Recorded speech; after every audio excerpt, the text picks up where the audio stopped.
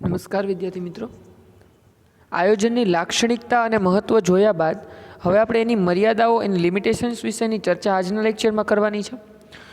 આયોજનની મર્યાદા વિશે જણાવતા કીધું છે કે આયોજન સર્વોપરી છે.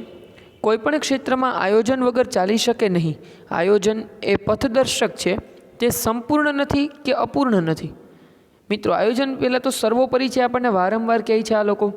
ત્યાર પછી એવું કહે છે કે કોઈ પણ ક્ષેત્રમાં આયોજન વગર ચાલી ન શકે. એ પણ આપણે જોયું કે દરેક પ્રકારના સામાજિક ક્ષેત્રની અંદર, ધાર્મિક ક્ષેત્રની અંદર, બિઝનેસની અંદર કે કોઈ પણ જગ્યાએ આયોજનનું આગવું મહત્ત્વ જોવા મળે છે. એ આપણને માર્ગ બતાવે છે, આપણો માર્ગ પ્રશસ્ત કરે છે, એટલે કે પથદર્શક છે, રસ્તો બતાવનાર છે. આયોજન છે એ સંપૂર્ણ પણ નથી અને આયોજન જે છે એ અપૂર્ણ પણ નથી. તેની સામે ટીકાઓ અને નિષ્ણાંતો દ્વારા નીચે પ્રમાણેની ટીકાઓ કરવામાં આવી છે. હવે ટીકાકારો જે છે, જે નિષ્ણાંતો છે, એની ખામીઓ અને એની જે મર્યાદાઓ છે એને જણાવવા માટે થઈ અને જે પોતાના અભિપ્રાયો રજૂ કર્યા છે એની ચર્ચા હવે આપણે કરીએ. મિત્રો, પહેલી મર્યાદા વિશે કીધું છે કે ભાવિની અનિશ્ચિતતા. ભાવિ એટલે કે ભવિષ્યની, ફ્યુચરની અનિશ્ચિતતા. આયોજનના પાયામાં ધારણાઓ અને પૂર્વાનુમાન હોય છે. આ વસ્તુ આપણે ફર્સ્ટ જેની લાક્ષણિકતાઓ બધી જોઈએ એમાં જ જોયું મિત્રો, કે આયોજન જે છે એનું ઘડતર કરવામાં આવે છે અત્યારે, પણ એનો અપ્લાય જે છે એ ભવિષ્યમાં કરવાનું છે. એટલે કે આયોજન ભવિષ્ય માટેની એક યોજના છે. એટલે એની અંદર આપણે ઇમેજિન જે કંઈ કરીએ છીએ એ બધી ધારણાઓ છે, એક અનુમાન, એક અંદાજો લગાડેલો છે જે ભવિષ્ય સાથે સંબંધ ધરાવે છે. પરંતુ ભાવિ અનિશ્ચિત છે, પણ ભવિષ્ય કોઈનું નિશ્ચિત છે નહીં, જેના કારણે આવા પૂર્વાનુમાનો પૂરેપૂરા સાચા પડતા નથી. આમ આયોજન ભવિષ્ય સાથે સંબંધિત હોવાથી તેમાં અનિશ્ચિતતા રહેલી છે. મિત્રો, આયોજન જે છે એનો સંબંધ ભવિષ્ય સાથે છે. ભવિષ્ય જે છે એ વર્તમાનમાં કોઈ જોઈ નથી શકતું, એટલા માટે જે છે એની અનિશ્ચિતતાની અંદર જોવા મળેલી છે. સેકન્ડ ટોપિક છે ખર્ચાળ પ્રક્રિયા. આયોજન કરવા માટે નિષ્ણાંતોની સલાહ લેવામાં આવે છે. એક્સપર્ટ લોકો જે છે એની સાથે જે છે એને સાથે રાખવા પડે છે. તેઓની ફી ઊંચી હોય છે અને તે પોતાના જ્ઞાનનો લાભ આપશે, બદલામાં જે ફી મેળવશે એ ફી જે છે એ હાયર હોય છે, એની વધુ પડતી ખર્ચાળ હોય છે. ઉપરાંત તે તૈયાર કરવામાં સમય, શક્તિ અને નાણાંનો વ્યય થાય છે. ભાઈ, આયોજનને તૈયાર કરવામાં સમય એ જોઈએ, શક્તિ એ જોઈએ અને પૈસા પણ જે છે એ જોઈએ. પણ આમ જોવા જાવ પ્રેક્ટિકલી મિત્રો, તેણે કીધું કે વ્યય થાય છે આ ત્રણેય વસ્તુનો, તો સામાન્ય રીતે આ વ્યય નથી. કારણ કે આયોજનથી તમને ફાયદો તો છે જ ઇન ફ્યુચર. જો તમારું આયોજન સુવ્યવસ્થિત રીતે થયું અને એ મુજબ જ બધું કામ થયું, તો એના પરિણામે જે તમને લાભાલાભ પ્રાપ્ત થવાના છે, તો આને વ્યય કઈ રીતે કહી શકાય? પણ છતાં પણ આપણને વ્યય શબ્દ આપ્યો છે એટલે આપણે સ્વીકારીએ છીએ. આમ આયોજન એક ખર્ચાળ પ્રક્રિયા છે ભાઈ, એટલા માટે આયોજન છે એ એક્સપેન્સિવ છે. કેવું છે ભાઈ? એક્સપેન્સિવ છે, બરાબર. ત્યાર પછીનો ટોપિક જે છે એ છે લાંબી પ્રક્રિયા. આયોજન કરવા માટે જરૂરી માહિતી એકત્ર કરવી પડે, તેનું વર્ગીકરણ કરવું, વિશ્લેષણ કરવું અને અર્થઘટન કરી અને વિવિધ વિકલ્પો વિચારવામાં આવે છે, જે લાંબી સમય માંગી લેતી પ્રક્રિયા છે. મિત્રો, અહીંયા A to Z આપણે જોયું ને કે ભાઈ પહેલાં તો તમારે જે ક્ષેત્રમાં આગળ વધવું છે એને તમે ડેટા કલેક્શન કરો, પછી એને ડિસ્ટ્રીબ્યુટ કરો, પછી એની જે છે અલગ અલગ તારવણી, એના તારણો મુજબ એને તારવો, અને પછીનું જે છે એ તમે એનાલિસિસ કરી અને એનું અર્થઘટન કરો, એની સમજૂતી મેળવો. ત્યાર પછી એ ફૂલફિલ કરવા માટેના ઓપ્શન્સ તમારી પાસે કયા અવેલેબલ છે એ તમે વિચારો. અને એટલા માટે આટલું બધું કરતાં આ પ્રક્રિયા કેવી બની જાય છે? તો કે ભાઈ લાંબી બની જાય છે. એટલા માટે એ લાંબી અને સમય માગી લેવી પ્રક્રિયા છે. ત્યાર પછી છે આયોજન અપ્રસ્તુત છે. અપ્રસ્તુત, ચાલો કઈ રીતના? આયોજનમાં અનિશ્ચિતતા રહેલી છે. સમય, સંજોગ કે એકમને અસર કરતા પરિબળોને કારણે અગાઉથી તૈયાર કરેલ આયોજન ઘણીવાર અપ્રસ્તુત બની જાય છે, જેના કારણે આયોજન નિષ્ફળ જાય છે. આપણે જોયું ને ભાઈ, વર્તમાન સંજોગો જે હોય, નોર્મલ પોઝિશનની અંદર તમે આયોજન કર્યું છે, પણ ઇન ફ્યુચર કોઈ એવી કુદરતી ઘટના બની, કોઈ એવા ફેરફારો થયા કે જે તમારા આયોજનથી તદ્દન વિરુદ્ધના છે મિત્રો, તો તમારું આખે આયોજન નિષ્ફળ જાય એવી પણ શક્યતા રહેલી છે. પછી છે જડતા પ્રેરે. આયોજન એક કાર્યક્રમ છે, તેને ભવિષ્ય સાથે સંબંધ છે. આયોજનમાં અમલ દરમિયાન ઊભી થતી વિપરીત પરિસ્થિતિમાં અધિકારીઓ કે કર્મચારીઓ પરિવર્તન કરી શકતા નથી. હવે મિત્રો, આયોજન જે છે એને ફોલો તો કરવાનું છે, ચલો પરિવર્તનશીલ છે, ઇટ્સ ઓકે, આપણે એ સમજી શકીએ. પણ દરેક વ્યક્તિની સગવડતા અને જરૂરિયાત મુજબ આયોજનમાં પરિવર્તનો લાવી શકાશે નહીં. મિત્રો, દરેક વ્યક્તિની જરૂરિયાત અને સગવડતા અનુસાર એમાં પરિવર્તન લાવી શકાશે નહીં. એટલા માટે અહીંયા શું કીધું કે આયોજન ભલે પરિવર્તનશીલ હોય પણ છતાં એ જડતા પ્રેરે છે. એનું કારણ એ છે કે આયોજનના અમલ દરમિયાન ઊભી થતી વિપરીત પરિસ્થિતિઓમાં અધિકારીઓ કે કર્મચારીઓ પરિવર્તન કરી શકતા નથી. હા, કોઈ એવો મોટો ઇસ્યુ થયો હોય અને આયોજનની અંદર ચેન્જ કરવામાં આવે એ સ્વીકાર્ય છે, એ વસ્તુ યોગ્ય છે.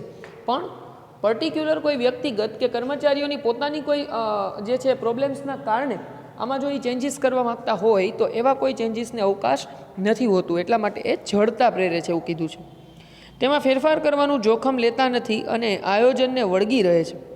અધિકારીઓ કે કર્મચારીઓ માટે અહીંયા આયોજનમાં પરિવર્તન નહીં થાય મિત્રો, અને પોતાના નિર્ણયને જે છે એ કાયમી રાખશે. તેથી એમ કહેવાય કે આયોજન જડતા પ્રેરે છે. જો મિત્રો પરિવર્તનશીલ હોવા છતાં પણ જડ છે એવું એ શબ્દ એના માટે મર્યાદામાં વાપર્યો છે. બાહ્ય પરિબળોની અનિશ્ચિતતા. ધંધાકીય એકમને અસર કરતા બાહ્ય પરિબળોમાં ફેરફાર થતા રહે છે તે આયોજનની સફળતાને અવરોધે છે. બાહ્ય પરિબળોની અનિશ્ચિતતા મિત્રો, ધંધાકીય એકમની અંદર અસર કરતા બાહ્ય જે કાંઈ પરિબળો છે, ઇન્ટરનલ જે કંઈ તમારા પ્રોબ્લેમ્સ છે એને તમે સોલ્વ કરી શકો. ઉદાહરણ તરીકે લઈએ તો ભાઈ ચલો કર્મચારીઓ જે છે એ ઘટે છે તો તમે નવી ભરતી કરો, મશીનરીઓ ખરાબ થઈ ગઈ છે તો તમે નવી વસાવ અથવા રિપેર કરી લ્યો. ઇટ્સ ઓકે, આ બધું પોસિબલ. બટ લોકોની ફેશન, રુચિ, અભિરુચિ બદલાઈ જાય તો એમાં તમે પરિવર્તન કરી શકો. ગવર્મેન્ટના રૂલ્સ છે એમાં ચેન્જીસ થઈ જાય, એમાં તમે પરિવર્તન કરી શકો. તો આવા બાહ્ય પરિબળો જે હોય મિત્રો એ અનિશ્ચિત હોય છે અને તે આયોજનની સફળતાને અવરોધે છે. એમાં જે ફેરફાર થાય એની અસર તમારા ઉપર આવે અને એની અંદર તમે કોઈ પણ પ્રકારના પરિવર્તનો કરી શકો નહીં. એટલા માટે બાહ્ય પરિબળની અનિશ્ચિતતા આયોજનને અવરોધે છે, રોકે છે. અપૂરતી માહિતી. આયોજન કરવા માટે જરૂરી માહિતી એકત્ર કરવામાં આવે છે. તે માહિતી અધૂરી કે અસ્પષ્ટ હોય તો તેના આધારે તૈયાર કરેલા આયોજન અને તેના અમલીકરણથી ઈચ્છિત પરિણામો મેળવી શકાતા નથી. ભાઈ અપૂરતી માહિતી મિત્રો, આયોજન કરવા માટે જરૂરી માહિતી પહેલાં તો તમે ભેગી કરો છો. જો એ માહિતી અધૂરી હોય, અસ્પષ્ટ હોય તો તેના આધારે જે તમે આયોજન જે છે, પ્લાનિંગ જે છે તમે કરો છો, એના અમલીકરણ તમે કરો તો પણ તમારા ધાર્યા પરિણામ તમને નહીં મળે મિત્રો. શું કામ? કારણ કે એના જે શરૂઆતથી જ તમે જે છે એ ખામીઓ અને ભૂલો જે છે એને અવોઇડ કરી છે, તમે જોઈ નથી શક્યા. તમારી પાસે જે માહિતી આવી એ જ ખોટી હતી, એના આધારે તમે આયોજન કર્યું તો એ આયોજન જે છે એ તમને ધ્યેય સુધી પહોંચાડી શકશે નહીં. ત્યાર પછીની વાત છે કર્મચારીઓની કાર્ય સર્જનાત્મકતામાં અવરોધ. ચલો એ કઈ રીતે પોસિબલ છે આપણે જોઈએ. આયોજનનો અમલ ધંધાકીય એકમમાં કર્મચારીઓને કરવાનો હોય છે. આયોજન તમે કરો છો, ઇટ્સ ઓકે. કોના માટે કરો છો ભાઈ? તો કે આયોજન તમે જે કરો છો એ તમારા બિઝનેસ, તમારા યુનિટ માટે, તમારા જે ક્ષેત્ર છે એના માટે કરો છો. હવે એને ફોલો કોણ કરશે? તો કે એની અંદર તમારા રહેલા જે કર્મચારીઓ છે એ જ એને ફોલો કરવાના છે. ધંધાકીય એકમના કર્મચારીઓ જે છે એને આયોજનનો અમલ કરવાનો હોય છે. આ કર્મચારીઓમાં વિવિધ સર્જનાત્મક શક્તિ હોવા છતાંય તેઓ આયોજનના અમલ દરમિયાન તેને ઈચ્છિત ફેરફારો કરી શકતા નથી. પોતાની અંદર સર્જનાત્મક શક્તિ હોય, પોતે સારું કામ કરી શકે એમ હોય, પણ છતાં પણ એ લોકો કોઈ પણ પ્રકારના ચેન્જીસ પોતાની રીતે નહીં કરી શકે. શું કામ? કારણ કે એને આયોજનને કમ્પલસરી ફોલો કરવાનું છે મિત્રો. તો એની પોતાની સર્જનાત્મકતા, એની પોતાની બુદ્ધિ, એના પોતાના કૌશલ્યનો લાભ જે છે એ યુનિટને મળી શકશે નહીં. ઓકે, તો શું કરવાનું થયું હવે? તો કે જો હવે શું કહે છે કે આ રીતના તેથી કર્મચારીઓની સર્જનાત્મકતા અવરોધાય છે. હવે અહીંયા બે પ્રકારના નુકસાન થાય છે. એક, કોઈ એવી સારી કૌશલ્યવાળી વ્યક્તિ, કોઈ એવી સારી આવડતવાળી વ્યક્તિ કે જે પોતાના વિશિષ્ટ જ્ઞાન અને આવડતના આધારે કંપનીને વધારે સારો બેનિફિટ આપી શકે એમ હોય, એ પણ આયોજનની અંદર ફેરફાર ન કરી શકવાના કારણે પોતાના જ્ઞાન આવડતનો લાભ નહીં આપી શકે. પહેલો. બીજો નુકસાન જે છે એ કર્મચારીને પોતાને છે. કારણ કે એને એક દોરવણી આપવામાં આવે એ જ મુજબ એને જો ચાલવાનું હોય ને એ જ મુજબ એને કામ કરવાનું હોય તો એ પોતાની રીતે વિચારવાનું બંધ કરી દેશે. એટલે એની આંતરિક શક્તિઓનો જે વિકાસ થવાનો હોય એ વિકાસ હવે થઈ શકશે નહીં. બરાબર? એ સ્ટોપ થઈ જાય છે. ઓકે, તો ત્યાં સુધી અવરોધે છે. પછી વાત છે પદ્ધતિઓને ખામીયુક્ત ઉપયોગ. પદ્ધતિઓનો ખામીયુક્ત ઉપયોગ કઈ રીતના? ભાઈ આમ તો જોવા જાવ તો જો આને ફર્સ્ટ સ્ટેપ તમને કીધું હોય કે ભાઈ આયોજન જે છે એ દરેક જગ્યાએ પ્રથમ પગલું છે સંચાલનની અંદર, મેનેજમેન્ટની અંદર, તો એ અયોગ્ય ના હોઈ શકે. પણ ઉપર જણાવેલી જે બાબતો છે એમાં જો ક્યાંય ખામી જણાય તો એના કારણે એના ગેરલાભ જે છે એ તમારે જોવા પડશે. હવે પદ્ધતિઓને ખામીયુક્ત ઉપયોગ કઈ રીતના? આયોજનમાં અનુમાનો અને પૂર્વધારણાઓ માટે ગાણિતિક પદ્ધતિઓ અને આંકડાકીય માહિતીઓનો ઉપયોગ થાય છે. આ પદ્ધતિઓનો ઉપયોગ કે માહિતી ખામીયુક્ત હોય તો નિર્ણય ખોટા લેવાય છે, જેને આયોજન જેના લીધે નિષ્ફળ બને છે મિત્રો. અનુમાન આધારિત છે, બધું જ ધારણા આધારિત છે. કોઈ પણ લીગલી તમારી પાસે જે છે એવું પ્રૂફ નથી કે તમે જે અત્યારે પદ્ધતિસાર કે કોઈ પણ પ્લાનિંગ તમે કરો છો એ ઇન ફ્યુચર બેસ્ટ જે છે એ સાબિત થશે મિત્રો. શું કામ? કારણ કે બધી જ ધારણાઓ છે, બધી જ એક પ્રકારની કલ્પના છે તમારી, જેની અંદર આવનારા સમયની અંદર પરિસ્થિતિઓમાં ફેરફાર થાય તો એ અયોગ્ય પણ સાબિત થઈ શકે. તો આ રીતના ઉપરોક્ત આયોજન ઘણા બધા પરિબળો અસર કરે છે, જેવા કે ટેકનોલોજીની અંદર થતા ફેરફારો, આયોજન કરવાનો પૂર્વગ્રહ. જે આયોજન કરનાર વ્યક્તિ છે એ એક વસ્તુ નક્કી કરીને બેઠો છે ભાઈ મનમાં, તો એ બાહ્ય પરિસ્થિતિઓને જે છે એ સમજશે નહીં, પોતાની જે જડતા છે, પોતાની જે બુદ્ધિ પ્રમાણેના કાર્ય છે એ જ આ આયોજનની અંદર ઉતારશે. હકીકતની અવગણના, વાસ્તવિકતાને તમે ના સ્વીકારો. બરાબર છે, તમને એવું નક્કી કરો છો તમે કે હું જે નવી વસ્તુને લોન્ચ કરું છું માર્કેટમાં એ બહુ સારું રિઝલ્ટ આપશે, એની ડિમાન્ડ બહુ વધશે એવું તમે ધારો છો, પણ એની કોમ્પિટિટિવ જે કંઈ પ્રોડક્ટ્સ છે એ માર્કેટની અંદર અવેલેબલ છે એના વિશે તમે એનાલિસિસ કરતા નથી, અને પછી થશે એવું કે ડિમાન્ડ જે છે એ સતત ને સતત તમને એમ થાય છે કે વધશે, પણ વધવાની બદલે ડિક્રીઝ થતું જાય અને સ્ટોક મેન્ટેન ના થાય, એટલે અલ્ટિમેટલી લોસ છે એ ફેસ કરવો પડે મિત્રો. તો આવું પણ બને. ત્યાર પછી નેતાગીરીનો પ્રશ્ન, લીડર જે છે તમારો એ કેવો હોવો જોઈએ. અને આપણે પહેલાં પણ જોયું કે હુકમની એક વાક્યતાનો સિદ્ધાંત, મેનેજમેન્ટની અંદર જે તમને હુકમ આપનાર વ્યક્તિ છે એ એક હોવો જોઈએ તમારા વિભાગની અંદર, તો જ જે છે એ સાચી દોરવણી તમને આપી શકે. જો એવું નહીં થાય તો પણ એના મિસમેનેજમેન્ટના જે કંઈ કારણે પ્રોબ્લેમ્સ ક્રિએટ થાય એ તમારે ફેસ કરવાના થાય. છતાં આયોજન વિચલનોને કાબૂમાં રાખતા શીખવે છે. ચલો, આટલી એની મર્યાદાઓ છે, છતાં પણ એનો થોડો ઘણો સારો પાર્ટ પણ છે, જે આપણે અગાઉ જોયો હતો કે ભાઈ વિચલનોને કાબૂમાં રાખે, ભૂલો જે થવાની છે એને રોકી શકે, બરાબર, ઓછી કરી શકે છે. અને આયોજન કોઈ વિકલ્પ નથી, તે પણ એક સત્ય છે. ચલો, એની મર્યાદા છે પણ આપણે એને છોડી નહીં શકીએ મિત્રો, અવોઇડ નહીં કરી શકીએ. શું કામ? કારણ કે આપણી પાસે એનો ઓપ્શન નથી. બરાબર, આયોજન વગર, પ્લાનિંગ વગરનું કાર્ય કરશો તો નિષ્ફળ થવાના જ છો એ પાકું છે, અથવા તો બહુ ઓછી સફળતા મળવાની છે એ પણ પાકું છે. હા, આયોજન કરશો અને એની અંદર નિષ્ફળ થશો, અથવા તો એની અંદર તમને થોડી ઘણી પ્રોબ્લેમ્સ આગળ જતાં આવે, અથવા તો કોઈ એવા કુદરતી પરિબળો કે બાહ્ય પરિબળોના કારણે પ્રોબ્લેમ થાય એ શક્યતા છે, પણ આયોજન વગર ચાલશે નહીં. એટલા માટે એનું ઇમ્પોર્ટન્સ છે એ અહીંયા ઘટતું નથી. ઓકે, તો હવે પછી આવે છે એમાં છે આયોજનની પ્રક્રિયા, પ્રોસેસ ભણવાની છે મિત્રો. પ્લાનિંગ જે છે એ આખું આપણે એની પ્રોસેસ ભણવાની છે. આપણે ફરી પાછી એકવાર તમને વાત કરી દઉં કે કોઈ પણ પ્રોસેસ આપણે જ્યારે ભણીએ ત્યારે મિત્રો એને બ્રેક નથી કરી શકતા, એને 1 બાય 1 જે છે એ આપણે ફોલો કરવાની હોય છે. એટલા માટે ખાસ એ વસ્તુ તમે ધ્યાનમાં રાખો કે પ્લાનિંગની પ્રક્રિયામાં આપણે કોઈ પણ ટોપિક્સને આગળ પાછળ કરી શકશું નહીં, 1 બાય 1 એને ભણવાના થશે. ચલો જોઈએ, આયોજન એક બૌદ્ધિક પ્રક્રિયા છે, ભવિષ્ય માટે પ્રવૃત્તિઓનો નકશો છે. ભાઈ બૌદ્ધિક પ્રક્રિયા જોઈને બુદ્ધિથી વિચારીને જ આયોજન કરવાનું છે મિત્રો, એટલા માટે બૌદ્ધિક પ્રક્રિયા છે. ભવિષ્ય માટે પ્રવૃત્તિઓનો નકશો છે. તમે જે કરવાના છો ભવિષ્યમાં કાર્ય, જે ઇવેન્ટ કરવાના છો, જે કાંઈ તમારી એક્ટિવિટીઝ કરવાના છો, એ બધા માટેનો એક મેપ છે, જેમાં સંચાલન રંગ પૂરે છે. આયોજન જે છે એ નકશો બનાવીને આપે અને સંચાલન જે છે એમાં રંગ પૂરે છે. ભવિષ્ય અનિશ્ચિત હોવાથી નક્કી કરેલા આયોજનને તબક્કાવાર પાર પાડવા માટેની પ્રક્રિયાને નીચે મુજબ અમલમાં મૂકવામાં આવે છે. ચલો જોઈએ, ફર્સ્ટ હેતુ નિર્ધારણ. પહેલાં તમારે ધ્યેય નક્કી કરવાનો છે મિત્રો, કે તમારે શું અચીવ કરવું છે, તમારો ટાર્ગેટ શું છે. તો આયોજનનો પ્રથમ તબક્કો હેતુ નિર્ધારણનો છે.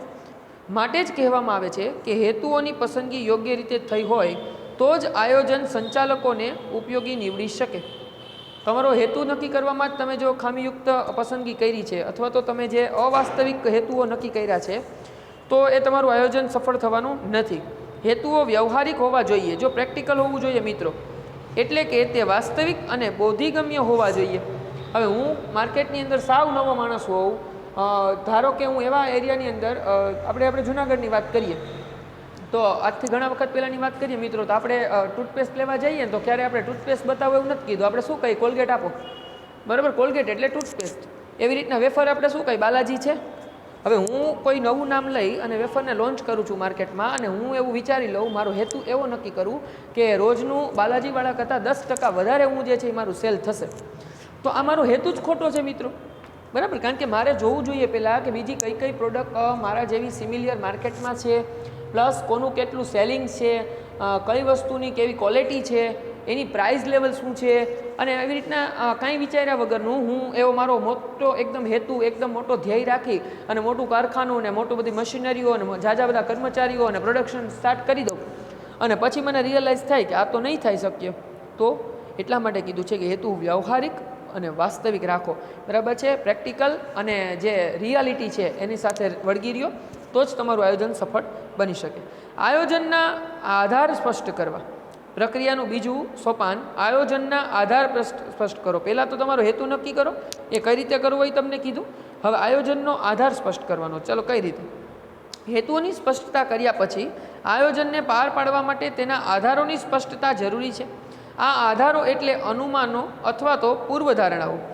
ચલો આ આધારો કોને લીધા છે? તો કે ભાઈ આધારોની અંદર અનુમાનો અને પૂર્વધારણાઓ. આ તો આયોજનની સાથે પહેલે જ આપણે સંકળાયેલું છે મિત્રો, કે બધી જ ધારણાઓ છે, રિયાલિટી નથી અત્યારે, કારણ કે આ તમે ભવિષ્ય માટેનો જે છે એ સંબંધ સ્થાપિત કરો છો, એટલા માટે અગાઉમાં તમે આના માટેની માત્ર ને માત્ર ધારણા કરી શકો, એને તમે વાસ્તવિકતામાં અત્યારે જોઈ શકતા નથી. તો એ અનુમાનો છે, એ પૂર્વધારણાઓ છે. એકમને અસર કરતા આંતરિક અને બાહ્ય પરિબળોને ધ્યાનમાં રાખી અને પૂર્વધારણાઓ કરવામાં આવે છે. તમારા યુનિટને જે કંઈ અસર કરતા પરિબળો છે મિત્રો, એને આંતરિક અને બાહ્ય, એટલે કે તમારી ફેક્ટરી, તમારા યુનિટ તમારા કંટ્રોલમાં છે, એ બધા જ જે છે ફેક્ટર્સ પ્લસ આઉટ ઓફના જે બાહ્ય જે છે, મેં તમને કીધું કે ફેશન, રુચિ, અભિરુચિ, ટેવ બદલાઈ જવી, સરકારના નિયમો બદલાઈ જવા, લોકોની માંગની અંદર પરિવર્તન આવી જવું, ડિમાન્ડ છે એ ચેન્જ થઈ જવી, આવા બધા જ વસ્તુઓને ધ્યાનમાં લેવાના છે. તો એને અસર કરતા પરિબળો થશે. આ આધારો જો સ્પષ્ટ અને ચોક્કસ ન હોય તો આયોજન સફળ થતું નથી. થર્ડ વન છે માહિતી એકત્રિત કરી તેનું વિશ્લેષણ કરવું. આયોજનના આધારો સ્પષ્ટ કર્યા બાદ આયોજન માટે જરૂરી માહિતી પ્રત્યક્ષ કે પરોક્ષ રીતે એકત્ર કરવામાં આવે છે. તેનું વર્ગીકરણ કર્યા બાદ વિશ્લેષણ અને અર્થઘટન કરવામાં આવે છે, જેના આધારે પૂર્વાનુમાન કરવામાં આવે તો ભવિષ્યમાં આયોજન સચોટ પરિણામ મેળવી શકાય. ત્રીજો ટોપિક છે માહિતી એકત્ર કરી અને તેનું વિશ્લેષણ. તમે જે ડેટા કલેક્શન કર્યું છે મિત્રો, એ બધું સચોટ યોગ્ય છે કે નહીં એ બધું તપાસો, પછી એને ડિસ્ટ્રીબ્યુટ કરો અને પછી જે છે એ મુજબ તમે આગળનું આયોજન કરી શકશો. ફોર્થ વન છે વૈકલ્પિક યોજના તૈયાર કરવી. ચલો એટલે શું ભાઈ? ચોથું જે સ્ટેપ છે એ જરૂરી માહિતી એકત્ર કરી તેનું વિશ્લેષણ અને અર્થઘટન કર્યા બાદ વૈકલ્પિક યોજનાનું ઘડતર થાય છે. એકમમાં ધ્યેય સિદ્ધિ માટે અનેક વિકલ્પો હોય છે. આ તમામ વિકલ્પોની યાદી આ તબક્કે તૈયાર કરવામાં આવે છે. દાખલા તરીકે કોઈ વસ્તુનું ઉત્પાદન કરી વેચાણ કરવું કે તૈયાર વસ્તુ ખરીદીને વેચાણ કરવું. ચલો તમે હેતુ નક્કી કર્યો, એના આધાર સ્પષ્ટ કર્યા, બધી જગ્યાએથી માહિતી ભેગી કરી, વિશ્લેષણ કર્યું, એની સમજૂતી મેળવી. હવે તમારે કરવાનું છે વિકલ્પની યાદી તૈયાર કરવાની છે. ચલો હાઉ ટુ અપ્લાય, તમે આ કામ કઈ રીતના કરી શકશો મિત્રો, તમારી પાસે શું ઓપ્શન અવેલેબલ છે, કેટલી જગ્યાએ કઈ રીતના કઈ વસ્તુ થઈ શકે. ઘણીવાર અડધી વસ્તુ તૈયાર લઈ આવી અને રો મટીરિયલ સાથે એને અટેચ કરી અને એમાંથી વસ્તુ તૈયાર કરવામાં આવે. ઘણીવાર જે છે ઘણી વખત બિઝનેસ એવો પણ હોય કે જે મેન્યુફેક્ચરિંગ ના કરતા હોય, માત્ર ડિસ્ટ્રીબ્યુશન કરતા હોય, તો જ્યાંથી મેન્યુફેક્ચરિંગ હોય ત્યાંથી એ સેક્ટરમાંથી તૈયાર વસ્તુ આવે અને તમે જે છે માર્કેટમાં માત્ર એને પ્રોવાઈડ કરો છો. તો એ તમારે ઓપ્શન્સ છે એ વિચારવાના છે, એટલે વૈકલ્પિક યોજના તૈયાર કરવી. ફિફ્થ વન છે વિકલ્પોની વિચારણા કરવી. વૈકલ્પિક યોજનાની યાદી તૈયાર થઈ ગયા પછી તમે ઓપ્શન્સનું લિસ્ટ બનાવી લીધું કઈ રીતના થઈ શકે. બધા જ વિકલ્પો ઉપર વિચારણા કરવામાં આવે છે, જેમાં એકમને અસર કરતા પરિબળો અને વિકલ્પોના સંબંધ અંગે વિચારણા કરવામાં આવે છે. આ એક બૌદ્ધિક પ્રક્રિયા છે. વિચારણા કરતી વખતે ગાણિતિક તથા આંકડાશાસ્ત્રીય પદ્ધતિનો ઉપયોગ કરવો પડે છે. આ માટે ધંધાકીય એકમ જે છે એ કાર્યાત્મક સંશોધન જે છે એ કરશે. ઓપરેશન રિસર્ચ એના દ્વારા એક આદર્શ યોજના તૈયાર કરે છે. એક સંશોધન કરવાનું છે ટૂંકું મિત્રો, કે તમે જે કરવા માગો છો એ કેટલી હદે સફળ થઈ શકે એમ છે. પછી જે છે એ છે ચોક્કસ યોજના સ્વીકારવી. આ તબક્કે વિવિધ વિકલ્પો અંગે વિચારણા, અભ્યાસ અને ચકાસણી કરી કોઈ એક શ્રેષ્ઠ યોજના સ્વીકારવામાં આવે છે. ફિક્સ થઈ ગયું, તમારે તમારા ઓપ્શન્સ છે એ તમે જોઈ લીધા, બધું કમ્પ્લીટ થઈ ગયું, એના પર રિસર્ચ કરી લીધું કે બરોબર ચાલશે કે નહીં. હવે તમારે ફિક્સ થઈ ગયું, હવે તમારે નક્કી કરવાનું છે કે કઈ યોજનાને તમારે અનુસરવી છે, એટલે યોગ્ય યોજનાનો સ્વીકાર કરવો. પછી છે ગૌણ યોજનાનું ઘડતર અને ચકાસણી. મૂળ યોજનાને અનુરૂપ અથવા મૂળ યોજનાને સહાયરૂપ થાય તે અંગેના પ્રકલ્પો અથવા તો વિકલ્પો વિચારવામાં આવે છે. તેને ગૌણ યોજના તરીકે ઓળખવામાં આવે છે. દાખલા તરીકે કાર બનાવતી કંપની ટાયર બનાવવા કે બહારથી ખરીદવા તે અંગે જે નિર્ણય કરે તેને ગૌણ યોજના કહી શકાય. ચલો કાર બનાવતી કંપની છે ને મુખ્ય કામ છે ફોર વ્હીલનું જે છે મેન્યુફેક્ચરિંગ કરવું, પણ ફોર વ્હીલની અંદર બીજા પાર્ટ્સ જોઈએ. અહીંયા એક એના ઓપ્શન તરીકે તમને ઉદાહરણ તરીકે તમને ટાયર કીધું છે, તો એની અંદર જે ટાયર જોશે એનું મેકિંગ પોતે કરે કે પછી તૈયાર લઈને એમાં જોઈન્ટ કરી દે, તો આ એના માટેની ગૌણ યોજના કહેવાય. યોજના તૈયાર કર્યા બાદ તેની સફળતા અંગેની ચકાસણી કરવામાં આવે છે, જેને ભવિષ્યમાં મૂળ યોજનાને કોઈ અવરોધ પડે નહીં. એટલે તમે જે ગૌણ યોજના સ્વીકારી છે એનો ચકાસણી કરવી કે ભાઈ ચલો બાયણીથી ટાયર લઈએ છીએ, બહારથી તો મોંઘું પડે છે, સસ્તું પડે છે, એવરેજ થાય છે, સમય અને શક્તિને બધું બચતું હોય અને બહુ ઇકોનોમિકલી બહુ જે છે એ પ્રોબ્લેમ ન થતો હોય તો આપણે બહારથી લેવાનું જે છે એ પસંદ કરીએ. ચલો એવું નથી પોસિબલ બનતું, એમ થાય છે કે ભાઈ તો વધારે એક્સપેન્સિવ થઈ જાય, જે છે એ વસ્તુ મેઇન પ્રોડક્ટ જે છે એની પ્રાઇસ એના કારણે બહુ આગળ વધી જાય છે, એ વસ્તુ શક્ય નથી, તો તમે કઈ રીતના કરશો તો કે ભાઈ આ રીતના, તો એને આપણે ચેન્જ કરી અને ફરી પાછું એકવાર જે છે એ પોતે બનાવવાનું નક્કી કરશું. એટલે ગૌણ યોજનાની પણ ચકાસણી કરવાની છે. ત્યાર પછી છે યોજનાનું મૂલ્યાંકન. ગૌણ યોજનાનું ઘડતર અને ચકાસણી કર્યા બાદ સમગ્ર યોજનાનું મૂલ્યાંકન કરવામાં આવે છે. એકમમાં જ્યારે જરૂર જણાય ત્યારે ત્યાં યોજનાના મૂલ્યાંકન માટે નિષ્ણાંતો અને સલાહકારોની મદદ લેવામાં આવે છે, જેથી સાચો અભિપ્રાય મળે અને યોગ્ય નિર્ણય લઈ શકાય. આયોજન એ સતત ચાલતી પ્રક્રિયા છે. જ્યારે આપણે તબક્કાવાર આગળ વધીએ ત્યારે જુઓ અને આગળ વધો, લુક એન્ડ લેપ એનો સિદ્ધાંત અપનાવવો પડે.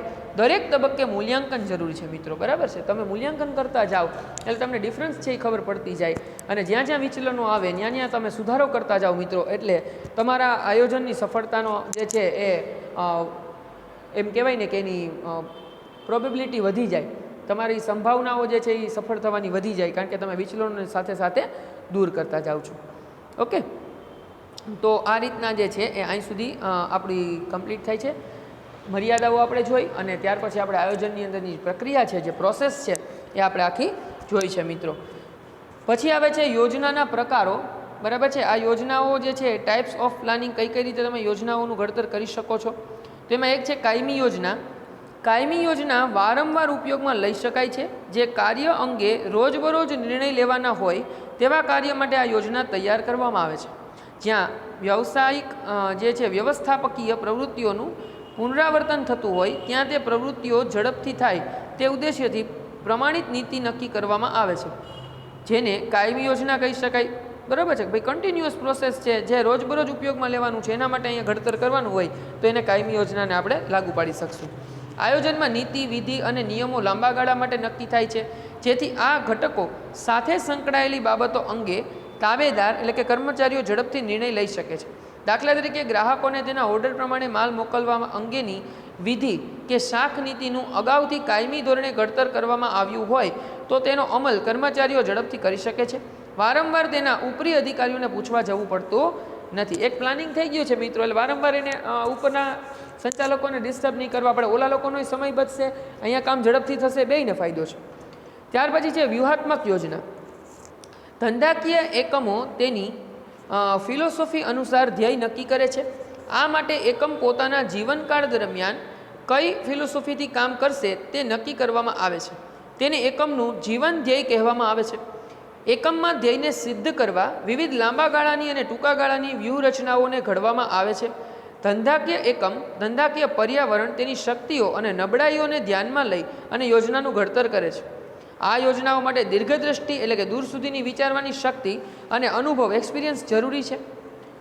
ત્યાર પછીની વાત કરીએ, ભાઈ એક્સપિરિયન્સ જે છે એ પણ અહીંયા એને ઇન્ક્લુડ કર્યું છે કે ભાઈ અનુભવ જે છે એ પણ ખૂબ જરૂરી છે. વ્યૂહાત્મક યોજનાની અસરો લાંબા ગાળે જોવા મળે છે. તમારી જે યોજના છે એની સારી કે નકારાત્મક જે કંઈ પોઝિટિવ નેગેટિવ એની ઇફેક્ટ છે મિત્રો, એ તરત તમને નહીં જોવા મળે, એને સમયાંતરે તમને એ વસ્તુનો અનુભવ થશે. આ યોજના માટે સુસંગત નિર્ણયો લેવા પડે છે, એટલે કે નિર્ણયોની વ્યાપકતા આ યોજનામાં મહત્ત્વની છે. તમારા ડિસિઝન્સ જે છે એ બધાય તમારા ધ્યેયને, તમારા હેતુને, તમારા ટાર્ગેટને અનુલક્ષીને તમારે લેવા, જેથી કરીને આ નિર્ણયો જે છે એ ભવિષ્યમાં તમારા માટે પસ્તાવાનું કારણ ના બને. પછી છે સુનિયોજિત યોજના. ધંધાકીય એકમના નક્કી કરેલા ધ્યેયને સિદ્ધ કરવા માટે મધ્ય સપાટીએ ટૂંકા ગાળાની જે યોજનાઓનું ઘડતર કરવામાં આવે છે તેને સુનિયોજિત યોજના કહેવામાં આવે છે. ભાઈ તમને પહેલાં કીધું આ શોર્ટ ટાઈમ માટે છે, પ્લસ જે છે કઈ સપાટીએ છે, મિડલ લેવલમાં, બરાબર છે, મધ્ય સપાટીએ આ યોજના જોવા મળે છે. આ યોજના 1 વર્ષ કે તેથી ઓછા સમયગાળા માટે ઘડવામાં આવે છે. અંડરલાઇન કરજો મિત્રો, 1 વર્ષ કે તેથી ઓછા સમયગાળા માટે. તમારી પાસે ટેક્સ્ટ બુક અવેલેબલ છે, અધરવાઇઝ ના હોય તો પેજ નંબર લખી ટોપિક લખીને ટોપિક લખી લેજો. 1 માર્કમાં પૂછી શકાય એવો પ્રશ્ન છે. ત્યાર પછી કહે છે કે આ યોજના ટૂંકા ગાળાના ધ્યેયના સ્પષ્ટીકરણ કરતી હોવાથી એકમની પ્રવૃત્તિઓને હેતુલક્ષી બનાવે છે. ભાઈ શોર્ટ ટાઈમ પીરિયડ માટે જ છે અને ફિક્સ જે છે એ કોઈ પણ હેતુ એક હેતુ માટે જ અહીંયા ઘડતર થયું છે આ યોજનાનું. અને સુનિશ્ચિત આ યોજના છે એ સુઆયોજિત બને એ રીતે તમારે કામ કરવાનું છે. કયા વિભાગીય વડાઓ અને કર્મચારીઓ પાસેથી કયા કાર્ય કરાવવાના છે તે આ યોજનામાં સ્પષ્ટતા થાય છે. એટલે દરેકને પોતાનું કામ જે છે એ સોંપણી દેવામાં આવશે અહીંયા અને દરેક વ્યક્તિ પોતાના કામથી વાકેફ બનશે. એટલે એમાં પણ કોઈ મિસઅન્ડરસ્ટેન્ડિંગને અવકાશ નથી. આ યોજના ઘડતર માટે વિશિષ્ટ જ્ઞાન અને કૌશલ્યની જરૂર છે. આ યોજનાનું જ્યારે તમે ઘડતર કરો ત્યારે તમારી પાસે એનું બેસ્ટ નોલેજ જે છે એ હોવું જોઈએ. 4th વન છે કાર્યકારી યોજના. ધંધાકીય એકમના વિભાગો, કાર્ય જૂથો અને વ્યક્તિઓ પાસેથી કાર્ય સંબંધી અપેક્ષિત પરિણામો મેળવવા માટે ઘડવામાં આવતી યોજનાને કાર્યકારી યોજના કહેવામાં આવે છે. આવી યોજનાઓ મોટા ભાગે એકાદ વર્ષ માટે ટૂંકા ગાળા માટેની હોય છે. દાખલા તરીકે નક્કી કરેલ વાર્ષિક ઉત્પાદનના ધ્યેયને પહોંચી વળવા માસિક ત્રિમાસિક ઉત્પાદનની યોજના ઘડવામાં આવે. વ્યૂહાત્મક યોજના અમલીકરણ માટે વિભાગીય વડાઓ દ્વારા આવી યોજનાઓ તૈયાર કરવામાં આવે છે.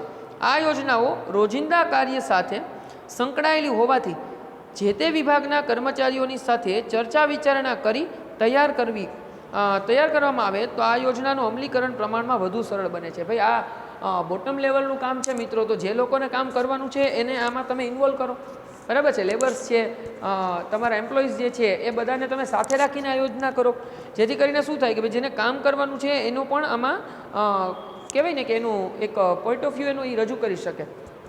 અને જેને કામ કરવાનું છે એને આ વસ્તુની ખબર હોય તો એમાં જો કોઈ બેરિયર્સ એને દેખાતા હોય, એમાં કોઈ સુધારાની એને જરૂર હોય તો એટ એ ટાઈમ તમને એ કહી દે, એટલે યોજનાની અંદર વારંવાર ફેરફાર કરવા ના પડે. તો આ યોજનાનું અમલીકરણ પ્રમાણમાં વધુ સરળ બને છે.